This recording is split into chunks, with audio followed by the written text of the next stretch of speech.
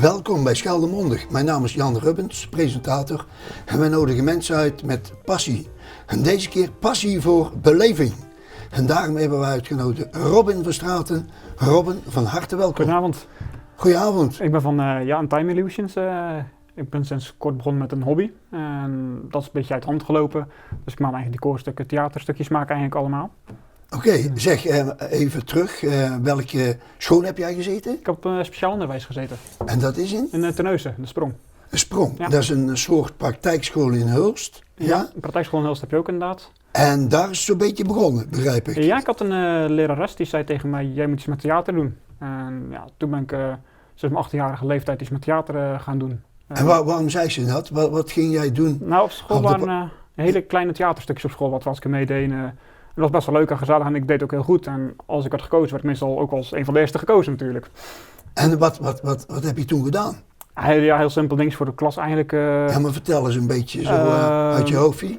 Dus bijvoorbeeld heel simpel die iedereen wel heeft gedaan op school. Met de kerststal. Dat soort dingetjes als Jozef. Ik heb ook iets met piraten ook nog gedaan, een klein stukje. Het zijn eigenlijk allemaal kleine dingen om met elkaar om te gaan eigenlijk. En bedenk je dat zelf? Dat moesten we ter plekke zelf bedenken. Ter plekke of? Nee, dat heb je toch voorbereid? Of nee, niet? dan werd je ingedeeld in groepen. En dan werd gezegd van, goh, jullie mogen een stukje doen. Bedenk maar iets met z'n allen. Dan moest je onderling met elkaar gaan bespreken van, goh, ik wil dat en ik wil dat zo, zullen we dat doen. Dus die juffrouw op de Sprong in Terneuzen, wist toen al dat jij die kant op zou gaan of heeft ze nog meer gestuurd? Nee, ze wist wel dat ze zegt van, als jou zou ik er al eens mee doen, het is wel een passie voor je. En vandaar ben ik er ook echt mee begonnen een beetje, met theater. En na de Sprong ben je gaan werken? Ja. En wat voor werk ben je toen gaan doen? Ik ben op een tuincentrum werk ik, in Live Garden, in Oostburg. In Oostburg, ja? Ja, daar werk ik. Ondertussen nog 12 jaar werk ik daar al. En wat doe je daar dan? De plantenbakken vernieuwen? Ik begon natuurlijk met de onkruidvoegen en dat soort dingen weghalen. Planten aanvullen, plantenprijs en loop van de 5 jaar ben ik van de vijver geworden. Dus ik ben de vijverspecialist. Dus ik doe de watertesten bij de mensen. Kort een potje water moet ik testen wat er mis mee is. En dan heb ik een vraag. Als jij nou met die vijver bezig bent, zit je dan weer allerlei dingen te bedenken in je creatieve brein om... Als ik eerlijk ben, eigenlijk wel. Ja? Ik ben ik gewoon wel aan mijn werk bezig. Maar toch heb ik in mijn hoofd ook van, oké, misschien is het ook wel leuk om zoiets te gaan doen. Ja, nou, dus eerst ben je op de Sprong begonnen. En wat was je eigenlijk eerste optreden buiten de school in het openbaar? Kun je dat iets Dat was in Waterlandkerkje was dat toen. En het jeugdtoneel van Waterlandkerkje. Dat was toen ik 18 jaar was. En wat heb je toen gedaan? Dat was ik familie Bruinsma, de bocht uit de Groen uit de Veluwe. Familie Bruinsma heette dat stuk. En dat was ik een toppunt van domheid overal het laatste woord op. Eigenlijk een beetje een tokkieachtige rol had ik een beetje. Zwembroekje, camping ging het over. En dat was een hele deftige familie. Die had een prijs gewonnen. Naar de Veluwe camping dagje. Dat was een weekje. En wij waren familie tokkies, wij waren de campingleven een beetje gewend. Dus dat botste nog een beetje met elkaar. Dus je houdt wel van botsingen en zo. En dat is een beetje extravagante kleding ten opzichte van die deftige familie. Ja, van die deftige familie, ja. En ze moesten eigenlijk al lachen toen we opkwamen. Is een heel deftige familie, heel chic kwamen ze op. En ik kwam op met een grote radio op mijn schouder. Mijn vader toen in dat toneelstuk speelde, met een dikke, gewoon een kratje bier kwam hij op. Mijn moeder die een stuk speelde was eigenlijk een soort van vrouwtje van aardappeltjes schillen. Die kwam met een hamsterkootje op. Ik herinner me nog goed de film Ma Vlodder. Ja. Dat is ook eigenlijk zoiets. Zo'n soort familie waren wij. Ja, oké. Goed, dus die tegenstellingen heb je mooi uitgebuit en succes gehad. En waar ben je toen mee begonnen? Toen ben ik in principe nog een jaartje theater gedaan. Het was ook wel bij het jeugdtoneel. En het was een jeugdtoneel van Waterlandkerkje nog steeds, ja. En het tweede jaar was dat een toneelstuk wat we gingen doen. We mochten ook helpen uitkiezen. En heb ik een leuk stuk uitgekozen. Maar die is helaas niet doorgegaan. Maar wat was dat voor stuk? Wat ging over een Villa Apart heette dat stuk. Hoe? Villa Apart. Oh, dus ook weer de tegenstelling. Ja, ook dan ging ik over een villa met allemaal verschillende mensen die daar woonden. En iedereen was eentje was een dichter, eentje was een beetje een computerfreakje. Heel veel van die soort dingen. Eentje was een kunstenaar, er was ook een oude hoer speelde in het stuks voor. Ik was dan, toen was het eigenlijk een beetje begonnen, ontdekt goocheltalent was ik. En hoe kom je dan aan je medespelers? Kies je die zelf uit? Nee, je zat in een groepsverband. Oké. Goed, en daarna ben je ook solo gegaan? Ik heb nog heel veel theater mee verder gedaan. Ja, je mag er een paar noemen hoor. Je wil. Ik heb een hoofdplaat nog achter de podium gewerkt, als man een hoofdplaat. Achter de coulissen, ja? Toneelmeester een beetje en dan heb ik ook gedaan. Maar toen ging die voorstelling dan ook niet door. Heb ik nog een musical gezongen. Ik moet zeggen, zingen is niet mijn beste vak. Maar daarom was het misschien heel hilarisch. Ja, het was gewoon heel leuk. En het was toen dat van in het Leeuwtheater 2 optredens gehad, eentje het Schuiltheater. Dat was best wel een leuke ervaring eigenlijk ook. En later ben ik in Breskens het toneel gespeeld. Ik heb met Café Centraal meegespeeld, het toneelstuk. En hoe heette dat? Kun je dat nog herinneren? Café Centraal heet het toneelstuk. En toneelgroep? Moet ik even nadenken. Dat komt wel. Goed. Dus, in ieder geval, het was in Brescia. Thalia was het, Thalia. Oh, Thalia. Ja. Goed. Dus in allerlei verschillende theaters gespeeld, ook achter de coulissen gewerkt. En toen? En toen heb ik eigenlijk sinds 2018 eigenlijk een stap gezet. Weet je wat, ik heb altijd voor mezelf gewild. Ik wilde ook eens keer iets anders doen. Gewoon eens een keer je eigen ding. Dus 2008, 11 jaar geleden, hoe oud was je toen? 2018 hè? Oh, 2018. 2018, ja. Goed. Toen was ik 28 was ik toen. Ja. En wat heb je toen gedaan? En toen ben ik eigenlijk begonnen met schrijven. En wat houdt dat in? Ik heb mijn eigen theaterstukje / goochelkunsten samengevoegd. Ja, en hoe heette dat? Hoe heet je personage? Ik heb verschillende personages. Eerst deed ik met Mr. Oldfield, daar werk ik. Dat was een beetje een hogere status meneer. Hoog goed op, een beetje wandelstok, een beetje een tijdreiziger met andere woorden. En mijn andere personage, Roderick Koperhaat. Dat was een beetje een oude klokkenmaker. En dat kun je wel waarschijnlijk even kort vertellen wat dat over ging. Ja, dat is een toneelstuk eigenlijk. Het gaat eigenlijk over een klokkenmaker die in een antiekzaak heeft gewerkt. En er is een brand ontstaan. Alleen de klok bleef bestaan. Dus die klok die achter hem staat. Vandaar dat je hem deze meegebracht hebt? Ja, dat heb ik hem ook meegebracht. Dat is eigenlijk hetgene wat blijft staan in een antiekzaak. Dus brand overleefd. De eigenaar is kort na de brand verdwenen. Een stuk is Roderick's opa ook verdwenen in het stuk. En als je het moment dat je de klok aandraait, dan beginnen er magische momenten. Opeens dingen beginnen te zweven. Ik kan mind reading. Dat soort dingen gebeurt dan meestal als de klok aandraait. Oké, en wie heeft deze klok gemaakt? Ik heb hem samen met een decorbouwer gemaakt. Ik heb in mijn hoofd gehad van kijken, dat en dat wil ik. Maar ik had niet de juiste gereedschap thuis. En toen heb ik hem gevraagd van, goh, zullen we het samen eventueel gaan doen? En dat vond ik hartstikke leuk om te gaan doen. En toen hebben we samen de goocheltafel gemaakt, met andere woorden. En zo treed jij op dan? Zo treed ik op. En waar treed jij dan op? Mijn eerste voorstelling was een try-out. Was een fantasy festival. Dat was mijn try-out. Fantasie Breskens 2018. Ja, dat was mijn try-out. Ja. En toen kreeg ik een paar dagen later een telefoontje. En dan kreeg ik een telefoon van Michael Harten van Terneuzen. Van goh, zo. Ik had gehoord dat het een groot succes was. Zeg, heb je zin om op de Bladenfestival op te treden? In 2018 nog? Ja, ook 2018. Dus mijn tweede voorstelling was op de Bladenfestival. In Terneuzen? In Terneuzen, ja, tussen Terneuzen en Hoeken, zo maar zeggen. Ja. Dus knooppuntje van Canada, als je het zo zeggen. Ja. En dat was best wel een hele beleving eigenlijk van, dat was best wel apart. Want ja, ik had iemand als ik drink, waar werd drinken voor me gepakt. Ik had security mee, was echt heel, heel raar opeens. Ja, ineens was je artiest. Ja, dus daar komt het op neer eigenlijk, aan de woorden.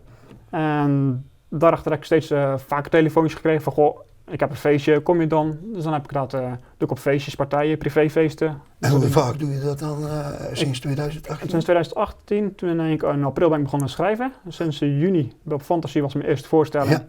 Ja. Daarachter heb ik een 10 optredens gehad ondertussen. 10 optredens in 1 jaar tot nu. Tot nu, ja, oké. En alle verschillende manieren. Ja.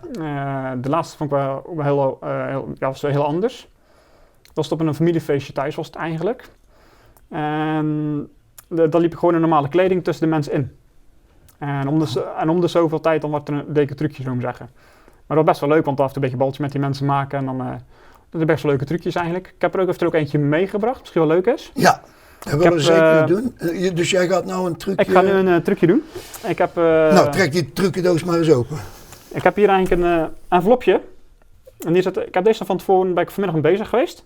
Heb ik al een voorspelling gedaan, dit envelopje. Ik ga hem even openmaken. Mag je kijken of... Er zitten 3 kaarten in, hè? Ja. Ik heb er van tevoren al in mijn hoofd gehad welke jij gaat kiezen. Kies een kaart. Moet ik hem pakken? Nee, wijs er gewoon eentje aan. Kies een kaart. Dat wist ik. Hoe is dat nou mogelijk, zeg? Ja, dat is ongelooflijk.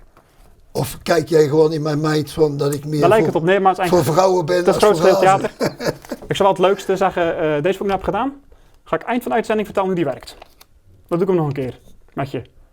Ga je nou Straks, na afloop. na afloop? Na afloop ga ik hem laten zien hoe die Maar werkt. dat komt niet in beeld. Dat mag ook in beeld komen. Oh ja, Dat is een cadeautje van mij. oké, onthouden. Ja, Dat prima. onthouden straks. Ga je nou nog een truc doen? Het kan eventueel. Mag ik je hand even? Welke? Dat maakt niet uit. Ik ga even een... leg Dat is lang geleden, hoor. Dat is- leg een plat tafel. Oh. Wat vind jij het moeilijkst om te verplaatsen? Denk eens aan iets waar je lijkt moeilijk te verplaatsen. Ja. Wat is het moeilijkst om te verplaatsen? Wat vind jij het moeilijkst om te verplaatsen? Wat vind jij het moeilijkste? Vertel maar tegen mij. Ja, een auto achteruit parkeren. Vind je dat moeilijkst?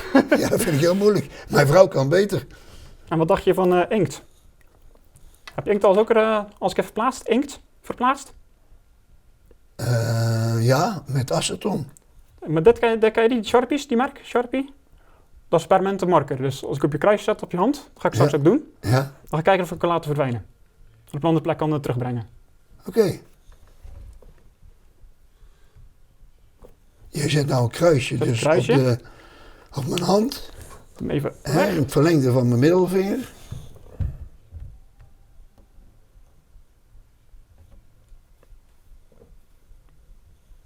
Krijg nou wat.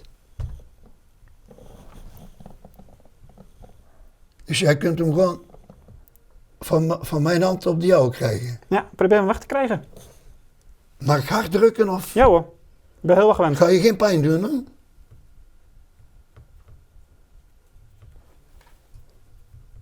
Nee, dat lukt me niet. Teruggelukt dus. Nou, en ik weet niet of dat het camera in beeld kan brengen, maar hier staan ook nog van die attributen. Ja, dat zijn eigenlijk decorstukjes. Hoort eigenlijk bij een gedeelte van mijn klok. Die zijn dus niet functioneel, Nee. maar die is om de sfeer Aan te kleden. aan te kleden. Ja. Dus eigenlijk de passie voor beleving, dan bedenk je zelf je attributen om de beleving te verhogen. Ja, eigenlijk... ik heb eigenlijk een personage in mijn hoofd. En die personage wil ik eigenlijk in principe met andere woorden tot leven wekken. Ik van, goh, dat lijkt me een leuke personage. Hoe gaat die handelen? En dan ga ik daar op zoek naar de kleding. Ga ik dan op zoek. Wat past er bij de personage? Wat kan ik daar verhaal bij bedenken? Wat kan ik erbij verzinnen? Nou, die heeft in een antiekzaak gewerkt, Roderick Koperhaat. Dus ja, wat is leuk? Koperen kannetjes, koperschoteltjes. Gewoon leuk om aan te kleden. Ja. Dan Fantasie in Breskis, Ja. 2018, 2019. Ja? Ga jij ook nog naar andere van soortgelijke festivals? Ja, ik ga ook naar andere festivals. Daar kom ik gewoon ook, ja, ik ben best wel een hele groot fantasiliefhebber. Dat is ook een reden waarom ik een beetje deze jaren wel heel leuk vind om te doen. En welke zijn dat dan? Ik ben naar Mysteria geweest. En waar is dat? Dat was, dat was in België. Ik ben even de plaats kwijt, Mysteria hoor. in België. Mysteria in België. En Alftopia, ben ik ook al eens een keer geweest. En waar is dat? Dat was een Haarzuilen, is dat. Oké. Ook een hele mooie festival eigenlijk. En daar zie je toch heel veel mensen verkleed lopen. En ja, ik ben op Mysteria als een dokter geweest van vroeger. De dokter van de pest. Oh, Dat is een dokter met zo'n snuit. Ja. Die voor de pest in werd geschakeld om de pest te bestrijden. ja. En krijg je dan die ideeën, verzin je die zelf? Of ga je gewoon de middeleeuwen googlen en dan Nou, de pest...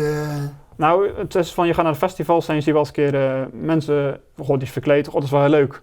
Ja, ik zou het toch anders willen doen als ik als hem ging gaan. Ja. Dus ik heb ook een andere pestdokters die lopen, maar ik zei van goh, nee, ik zou toch zelf iets anders willen ermee. Dus heb ik zelf dan ook een personage gemaakt, maar ik heb een totaal andere draai aan gegeven. Dus als bij deze had ik ook de kruiders, verschillende kruiders mee aan mijn riem hangen. En, om de pest te bestrijden? ja, om de pest te bestrijden. Ik had dan salie, had ik, dus om te reinigen. En ik had rozemarijn. En rozemarijn werd heel vaak gebruikt tegen de pest vroeger. Ja. Die werd in de snavel gedaan van die ene masker, zo even te noemen, van de dokters. Daar zaten kruiden in. Goh, geweldig zeg. En daar ben ik ben echt wel iemand, ik hou van details. En dat vind ik wel leuk om de details ook te laten zien. Ja. Dus eigenlijk het overal bedenk je zelf, details vul je zelf in. Ja. Ik vind het gewoon geweldig. Wil jij nog iets kwijt voor de kijkers? Dat je zegt van, daar zou ik wel mee bestaan. Hoe kunnen ze jou bereiken? Dus ik heb een Facebookpagina, dat heet In Time 102. Als je die bij Facebook intypt, dan kan je mij gewoon vinden als pagina. Ja. Je kan me ook altijd benaderen, gewoon vrijblijvend gewoon benaderen. Goh, ik heb een feestje, stuur gerust een berichtje. Je kan het eventueel dan op zo'n manier, dat ik wel altijd overhandelen van goh, misschien wel leuk om op zo'n manier eventueel te doen. Nou, Zullen we het daarmee besluiten dan? Ja? Ik vind het gewoon geweldig. En zal ik nog even die uit de truc uitleggen of ben je nieuwsgierig? Nee, ik dacht van, misschien herinner je het niet meer, maar ik ben heel nieuwsgierig. En volgens mij de kijkers ook. Dan gaan we het gewoon nog eens laten Dus zien. het waren 3 kaarten. 3 kaarten. Ruiter 5, Schoppen Haas en... Nu ga je hem eigenlijk gezien hoe die werkt in principe. Kies er nog maar 1. een andere. Maakt niet uit. Van pak je zelf, maar dan hetzelfde antwoord weer terug. Dus dat schiet je niks mee op. Nou, dan ga ik voor het haasje. Dat wist ik.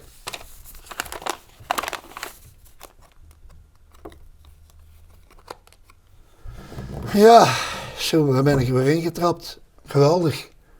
Nou, illusionair. Ja, dat is eigenlijk, je wordt eigenlijk bedonderd waar je bij staat. En dat vind ik het leukste om te doen. Ja, ik zie het al. Ja. Goed, zullen we het daarmee besluiten? Dat is goed. Nou, beste kijkers. Dit was dan weer een hele mooie aflevering van Scheldemondig en de passie voor beleving door Robin Verstraeten. Robin, hartelijk dank. Ja, dat is goed. En Dank je. succes met alles. Dat komt vast goed. Komt vast goed. Ja, zeker. Oké, nou.